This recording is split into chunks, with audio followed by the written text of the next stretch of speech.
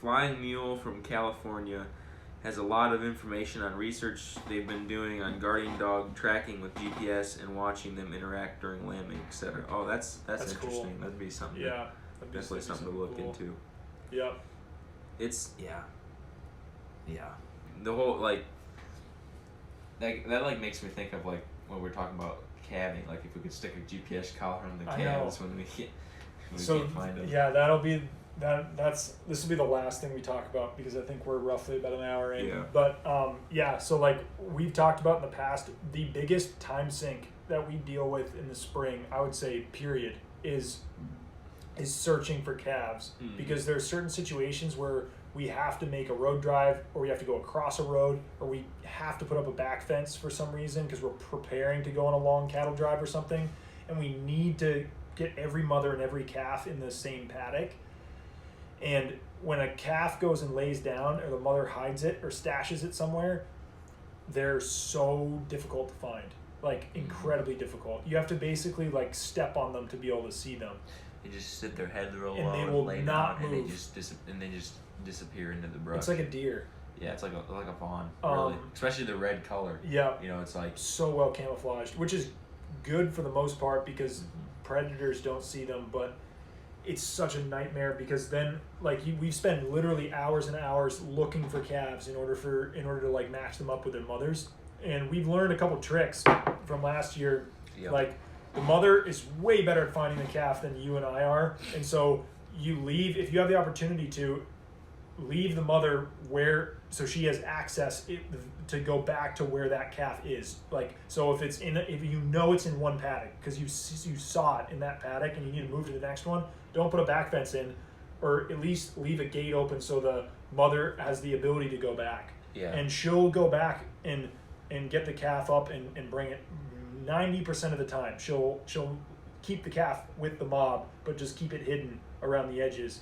But if you have to go on a drive where you can't leave a back fence, that's when you got to sort the mother off, leave her in the old paddock, and move on. With the and mob. Then the next morning or next evening, when you come back. She's probably gonna have it with her, and then you can keep her. It's usually early mornings is the best opportunity. Usually to find evenings them. they won't have them, and early mornings they'll have them. Yeah. So it's like.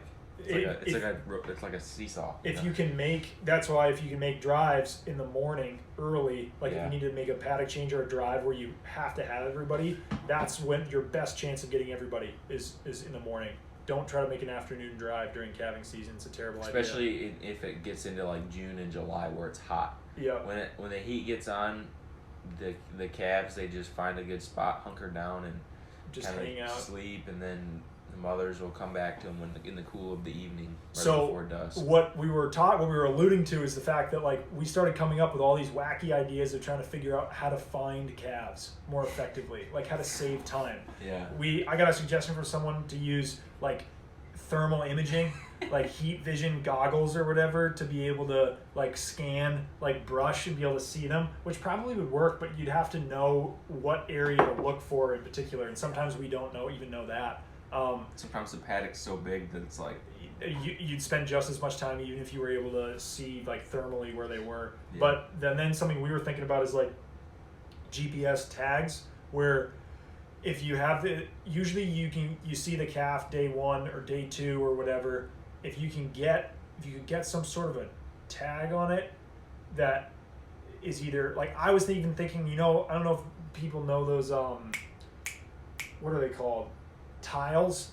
You know what I'm talking about? They're they're little Bluetooth chips. They're about the size of they're this big, and they go in your wallet, and then you have an app on your phone, and so you don't lose your wallet. You can use the tile in your wallet to signal the phone, and you can use your phone to signal the tile in your wallet, so you don't lose one or the other. And so I was thinking, what if you just super glued a tile to an ear tag, and then you just had your phone and you could have it make a noise, because or a collar or something. Because usually you make it buzz or whatever, and so, or make a loud noise so you can go find your wallet, but you can go find the calf because it'd be ringing or whatever. And the calf gets up and then we figured out that the range is not long enough for it to make any sense or whatever, and so that wasn't a thing. But then I was talking to my brother, who sort of gets these kinds of things, and is yeah, you probably could figure out a way to make a GPS either make one or they make them like GPS ear tags or It probably GPS would just collars. cost a lot Yeah. more than we would. And so then the question was like, well, if you had a GPS collar, could you make a device where you could remotely detach it so that you could go and recover it and put it on a new calf? Because after about a week or two, they don't hide anymore, and so you don't have to deal with it.